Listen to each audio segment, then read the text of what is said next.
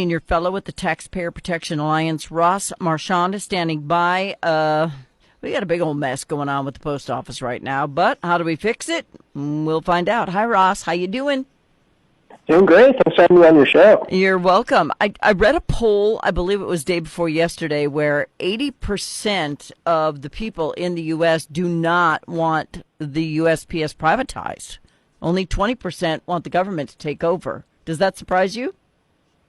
That doesn't surprise me, but I think that same majority of people see the dysfunction that is plaguing the Postal Service, and they want reforms. They see how much money the post office is losing, and they ask a very legitimate question: what is going on at the post office, and how could taxpayer costs be reduced? Well, and the problem that I have is the cost of stamps goes up every couple of weeks. Remember when we were kids, we were always shocked when the price of stamps went up. It was like, oh my gosh, stamps went up from 10 cents. Now that, I mean, they might as well just make them $1, get it over with. But the price keeps going up, but the service gets worse. That's right. And the post office released a plan last year saying, hey, we're going to have 5 more price hikes through the end of 2027. That's just a reward for out-of-control spending at the post office. And there's absolutely zero transparency on how that extra revenue will be spent, if we even see that revenue at all. Because we see time after time stamp prices go up, and what happens? People use email more instead of sending things through the mail. Yeah. Well, I'm at the point where, I mean, I'm from North Dakota, and so we do a lot of corresponding through the mail back and forth if we're sending packages for birthdays or Christmas cards or whatever the case may be. We only got, out of the 6 that were sent to us, 2 of them. The other 4 never got here at all and got sent back to the sender, even though it's a legitimate address. Just didn't get here. And we were watching where it was going because it was registered from Rapid City to Virginia. Then it went to St. Louis, which is where all of our mail goes and then comes back to us for some reason. And then it went to St. Louis, and then it went back to North Dakota. And they didn't send it down here. So I don't know what's going on, but either they need to hire people who know how to be clerks and sort the mail, or we just need to get robots in there. One of the two needs to happen. And by the way, this drives me crazy, especially as a lawyer.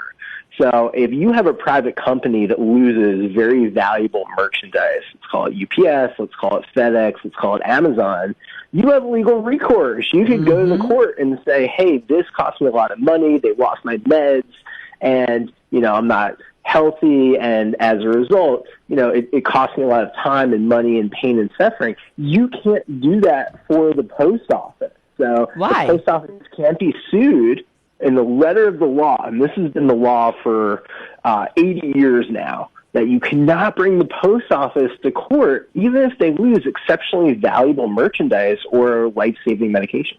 And I always get upset when I pay $40 to send something that costs $40, and then they ask me if I want to buy insurance. And I'm like, well, what's the $40 for?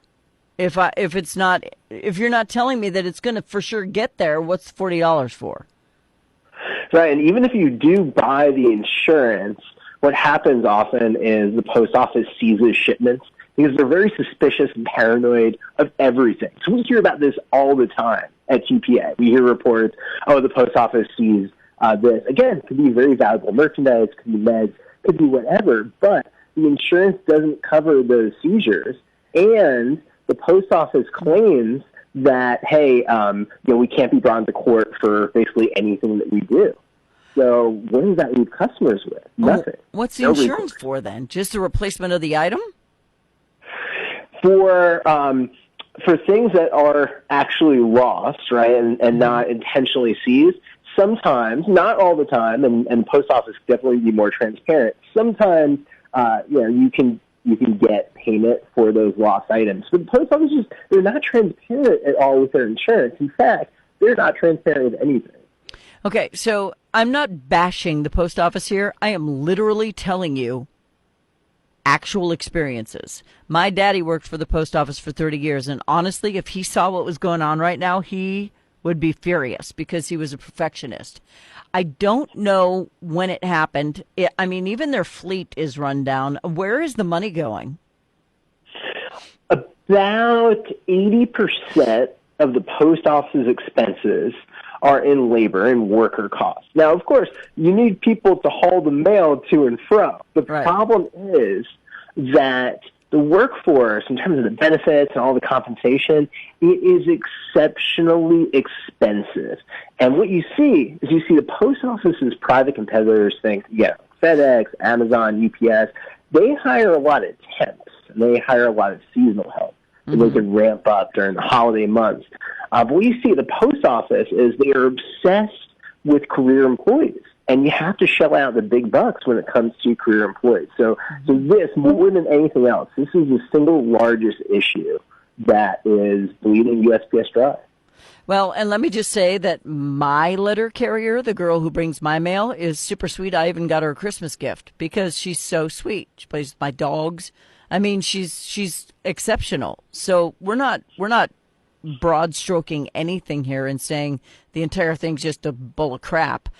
It's the system in which they work that is busted. It's broken down and it's not working correctly.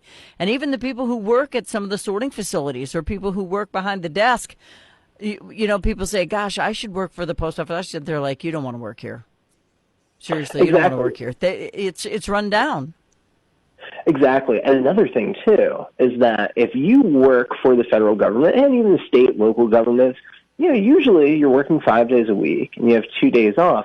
The post office runs 6 days a week, regular delivery Monday through Saturday, and often you see workers working on Sunday, too, to deliver packages. Yep. So these are some of the most overworked people imaginable. And then the post office complains about retention. They say, we can't keep anyone on. Well, I wonder why. My daddy never worked on Sunday when he was with the post office. You just didn't get mail on Sunday, and you shouldn't. Sunday is the day of rest. It's literally in the Ten Commandments. I mean, if you apply for a job there, I wonder if you're rejected if you won't work Sunday. Can they do that? Well, that is very interesting because, a few things about this Sunday delivery. Never used to be the case that Sunday deliveries were a thing, but now with the rise of e-commerce and all these packages, post office feels like it has no choice but to deliver on Sunday. We did an analysis at TA a few years ago, and we found that USPS was losing a lot of money on Sunday delivery. And you have employees they're going to court, and they're saying, hey, because of my religious obligations, I don't want to work on Sundays. And the post office is saying too bad. And we'll see soon enough how that dispute winds up. Yeah. I don't think that unless you are like an on-call physician or maybe a meteorologist or something like that, that anyone should work Sundays. Unless they want to because of my religious beliefs. But if you're hired and it's under the auspices that you will be working Sundays, then you have to work Sundays. But if we're losing money because they're working Sundays, then that sounds dumb to me. Right. It's a combination of losing money, and also there is an expectation when you come in, hey, we're the post office, we're only delivering 6 days a week, we're not delivering on Sundays.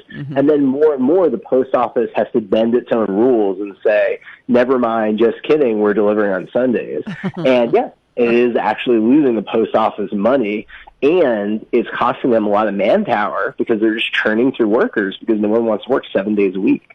Well, you can't and stay sane. Right. Yeah. I know that the benefits are good. I know that the retirement is good. It's a federal job. It's a union. They can strike if they don't like what they're getting. They can do all that. But I see some of the vehicles they have to drive, and I can hear them coming up the road, honestly. So I want to know where all of this money is going. Seriously, is it just to pensions or I mean, I know you said it's going for them fighting for long-term people and for working on Sundays and trying to get better, but they're not getting better. They're getting worse. And their vehicles are completely out of date. I mean, if anybody's worried about a carbon footprint, don't look at their vehicles. So it doesn't make sense to me that the prices keep going up, but it gets worse. Somebody's doing something wrong. Right, because you mentioned trucks, so the post office is spending $10 billion right now to replace their fleet. Now, that could be probably somewhere along the lines of 100,000 trucks that they're ultimately going to replace. The problem is they didn't get a good deal at all on those truck replacements. So these new trucks that they're building out are they're all EVs, and EVs are electric vehicles are very, very expensive. And the problem, especially if you have a long mail route, I mean, is the charge going to hold for these trucks? I mean, it remains to be seen, but I really don't think so. So the question you have to ask is the post office getting the best bang for its buck with these truck purchases? And I really do not think that's the case. Yeah. So what do we do? What do you suggest, Ross? I say, first and foremost, you got to get back to 5 days a week delivery. It's going to make the workers happier, and you're going to save $3 billion a year. So this is substantial savings. I also think it's okay to have a career workforce, but you also have to have some temp hires, too. And you need to have some help that you're just bringing on, let's say, like November, December, like peak package season. Mm-hmm. So if you do those two things, I think that could go a long way towards getting the post office into a better position financially. Okay, so will they listen? You think that'll happen? I hope so. Yeah. So here's the good news. We have a new boss in charge. There's a new postmaster general out there, David Steiner, and he's going to be starting in about a month from now. So, hey, hopefully he listens. Yeah, well, let's hope, because it can be fixed. I actually have ideas where, I feel like I could help if they would just listen to me, but they're kind of closed off to anybody who is outside the fray. Yeah, unfortunately, and we've been taking our case to them for years, but sadly they do not listen. Yeah, well, case in point, that's what's up. So if we privatized it, do you think that would make a difference? Maybe. It's hard to say. So in England and in Germany, they've privatized. The issue, though, is that even if you privatize, you usually need, like in these countries' experiences, you need to still have some sort of system in place for delivering to really rural areas that probably would not make any money if you just had a purely private system. So you see all these schemes that Germany and England put in place where they say, okay, it's going to be a private company, but the private company is mandated to deliver to even the most rural areas. So it's really tricky. I think at the very least that's something that policymakers are going to have to study in greater detail and look to those experiences from other countries. Okay. Well, something needs to be done because what's going on right now, and I know if you work there, do not send me hate mail because I get it. You can only work with what you have. You can only do what you can do. I get it. But I'm hoping for your sake that they do something quickly and this new Postmaster General takes you into consideration when he's making his decisions, because everybody's talking about you right now and you're giving them something to talk about. So you might want to fix it. Ross Marchand, Senior Fellow, Taxpayers Protection Alliance. We are dumping billions into this service, and it's a stretch calling it a service. Ross, thank you. Thank you. Bye-bye.